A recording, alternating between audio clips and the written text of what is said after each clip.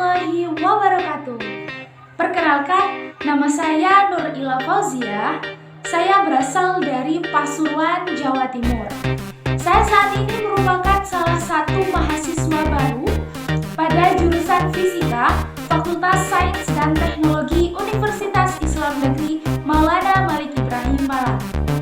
Setelah mengikuti kegiatan pengenalan budaya akademik dan kemahasiswaan yang dilaksanakan pada tanggal 31 Agustus hingga tanggal 1 September tahun 2021.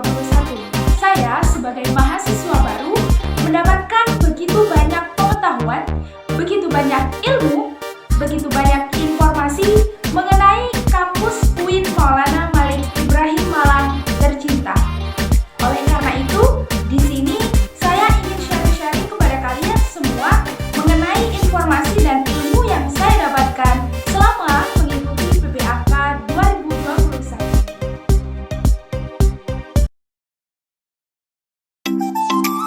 Universitas Islam Negeri Maulana Malik Ibrahim Malang adalah wadah belajar bagi para mahasiswa yang berlokasi di Jalan Gajayana nomor 50 di Noyo, Kecamatan Lowok Baru, Kota Malang, Jawa Timur.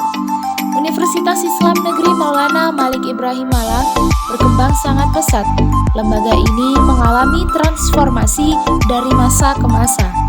Berawal dari sebuah fakultas tarbiyah cabang dari IAIN Sunan Kalijaga, Yogyakarta yang berdiri pada tanggal 28 Oktober tahun 1961. Kemudian menjadi bagian dari IAIN Sunan Ampel, Surabaya pada tanggal 13 Mei tahun 1965.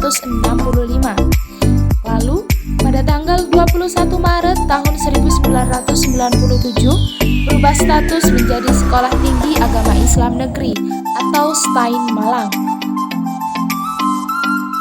Kampus ini juga sempat menyandang status UIIS, yaitu Universitas Islam Indonesia Sudan, yang diresmikan oleh Wakil Presiden Hamzahas pada tanggal 21 Juli tahun 2002. Berdasarkan surat keputusan Presiden Republik Indonesia nomor 50, kampus ini berubah nama menjadi Universitas Islam Negeri Malang, tepatnya pada tanggal 21 Juni tahun 2004. Lembaga ini semakin terlihat sempurna ketika Bapak Presiden Susilo Bambang Yudhoyono pada tanggal 27 Januari tahun 2009 memberikan nama Maulana Malik Ibrahim yang diambil dari nama Wali Sunan Gresik yang merupakan wali pertama yang menyebarkan agama Islam di tanah Jawa. Sebagai lembaga universitas, UIN Maliki Malang memiliki visi dan misi. Visi UIN Maliki Malang adalah menjadi pendidikan tinggi unggul dalam pengembangan sains dan Islam bereputasi internasional. Adapun misi dari UIN Maliki Malang adalah yang pertama, menghasilkan sarjana yang berkarakter dan berkekuatan pikir, dan amal saleh. Yang kedua, menghasilkan sains, teknologi, dan seni yang unggul dan bermanfaat untuk umat manusia. Yang ketiga, mengintegrasikan sains dan Islam, serta mengembangkan wawasan keislaman yang moderat, toleran, dan ramah.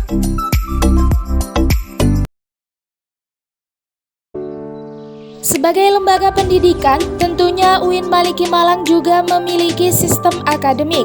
Sistem akademik UIN Maliki Malang adalah yang pertama, mahasiswa melakukan pemrograman studi selama 1 semester yang terdiri dari mata kuliah wajib dan juga mata kuliah pilihan.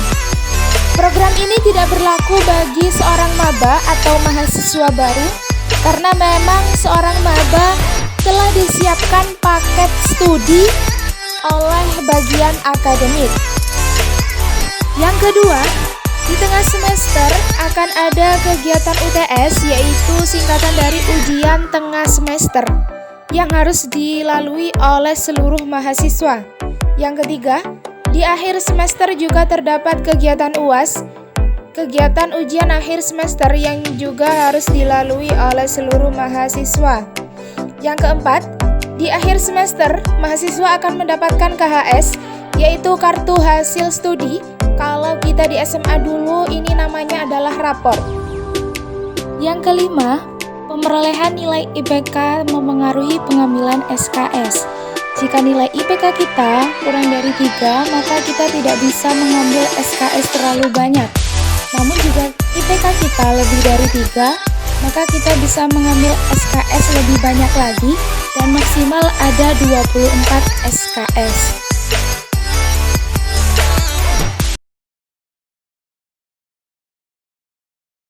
Inilah Ormawa, Organisasi Mahasiswa UIN Malang. DEMA, Dewan Eksekutif Mahasiswa. DEMA merupakan organisasi intrakampus atau OMIK yang merupakan lembaga eksekutif mahasiswa di level universitas. Memiliki fungsi sebagai pelaksana program organisasi kemahasiswaan sebagai lembaga yang mengkoordinasi dan menginstruksikan pelaksanaan kegiatan kemahasiswaan di tingkat universitas. Tugas, melaksanakan program kerja organisasi yang sudah disepakati Senat Mahasiswa. Mengomunikasikan dan menginformasikan kegiatan kemahasiswaan di tingkat universitas, melaksanakan koordinasi dan sinkronisasi kegiatan kemahasiswaan. Selanjutnya ada Senat Mahasiswa Universitas. Senat Mahasiswa adalah organisasi mahasiswa UIN Malang yang berperan sebagai lembaga legislatif yang mengordinasi DEMA, UKM, dan HMJ. Selanjutnya ada deretan UKM UIN Malang. Menwa atau Resimen Mahasiswa merupakan UKM yang melatih mahasiswanya agar siap untuk bertugas secara semi-militer. Kemudian ada Pramuka UIN Malang yang tentunya berlandaskan ulul albab. Lalu logo di atas merupakan logo dari UKM KSR PMI Unit UIN Malang. Dilanjut, ini ada UKM Gema Gempita Bahana yang merupakan UKM paduan suara mahasiswa. Selanjutnya ada UKM Seni Religius yang merupakan UKM gabungan antara seni dan juga religi. Kemudian ada UKM TK2 atau Teater Komedi Kontemporer yang menyuguhkan drama komedi dan juga drama kontemporer. Lalu ada UKM Mapala Tursina, UKM pencinta alam yang katanya suka berekreasi kemana-mana. Dilanjut ada Unior, Unit Olahraga UIN Malang, di mana menaungi beberapa cabang olahraga seperti olahraga basket, bola voli, sepak takraw, bulu tangkis, sepak bola, futsal, catur, dan lain sebagainya. Kemudian ada Kopma, singkatan dari Koperasi Mahasiswa yang memiliki nama Padang Bulan di UIN Maliki Malang. Selanjutnya ada UKM Komus, di mana ini merupakan kumpulan anak-anak mahasiswa yang suka main musik dan juga nyanyi pastinya. Lanjut ada UKM Taekwondo yang merupakan salah satu UKM yang mengajarkan kita untuk membela diri. Untuk teman-teman yang suka berfoto, bakalan masuk pada UKM satu ini, yaitu Jepret Klub Fotografi. Kemudian ada UKM Simfoni FM yang merupakan UKM radio di UIN Malang yang senantiasa menyiarkan informasi dan berita terupdate dari UIN Maliki Malang. Lalu ada UKM LKP2M, yaitu UKM Lembaga Kajian Penelitian dan Pengembangan Mahasiswa, di mana di sini mahasiswa dituntut untuk berpikir kritis sehingga bisa menghasilkan sebuah karya yang apik dan juga luar biasa. Selanjutnya ini adalah UKM terakhir, yaitu UKM UAP Inovasi, di mana UKM ini mewadahi mahasiswa untuk berpikir kritis dan juga berinovasi untuk mencapai kesejahteraan mahasiswa.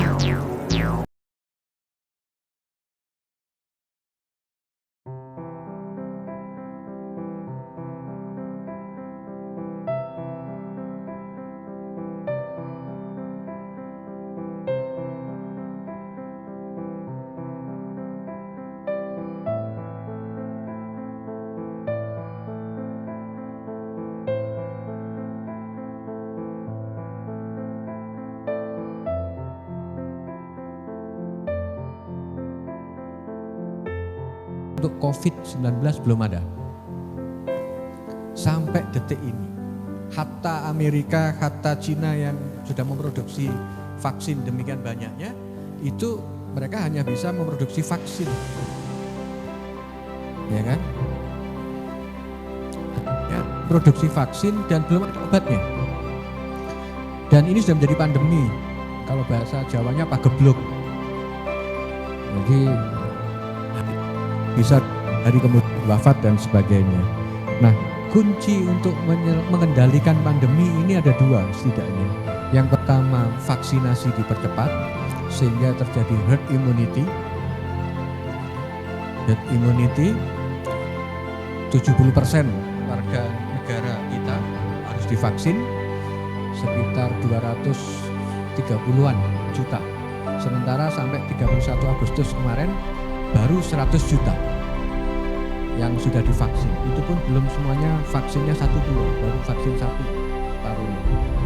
Ditargetkan oleh Presiden akhir tahun ini pandemi vaksin sudah bisa 70% agar tatap muka perkuliahan pembelajaran bisa tatap muka, tidak PJJ. Karena selama ini pembelajarannya jarak jauh terus. Padahal nggak enak pembelajaran jarak jauh, apalagi mahasiswa UIN gitu kan. PJJ itu bukan pembelajaran jarak jauh, senior. Dunia sedang dihadapkan dengan keadaan pandemi virus corona, termasuk negara kita, Indonesia. Asal muasal kasus pertama virus corona di Indonesia berawal dari sang ibu dan sang putri, seorang WNI yang terpapar virus corona akibat kontak langsung dengan orang Jepang yang juga terjangkit virus corona. Kemudian 2 WNI dirawat di RSPI Sulianti Saroso.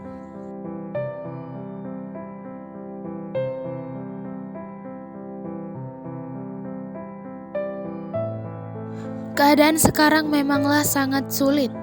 Kita dituntut untuk menjalani kehidupan di era new normal. Ya, di era new normal atau kita biasa sering kenal kehidupan dengan kebiasaan baru, di mana pada setiap kegiatan sosial kita akan mengalami pembatasan, baik itu sekolah, bekerja, dan lain sebagainya. Ya, kita memang harus melakukan itu semua karena memang itu merupakan salah satu upaya yang kita bisa lakukan bersama untuk menanggulangi virus corona. Seperti yang dikatakan oleh Bapak Hasan, anggota DPR Republik Indonesia pada kesempatan PBAK kemarin, bahwa memang penting adanya kolaborasi heksahelik, yaitu kolaborasi antara pemerintah, pebisnis, komunitas atau ormas, media massa, akademisi atau universitas dan juga partai politik, di mana diharapkan dengan kolaborasi ini dapat bersama-sama menghadapi dan mengatasi pandemi virus corona. Dalam bangkit menuju Indonesia tangguh, baik itu dari virus corona ataupun yang lainnya, perlu kita pahami bahwa ada 3 kekuatan pengubah dunia. Yang pertama kemajuan teknologi, yang kedua agama, dan yang ketiga adalah pasar.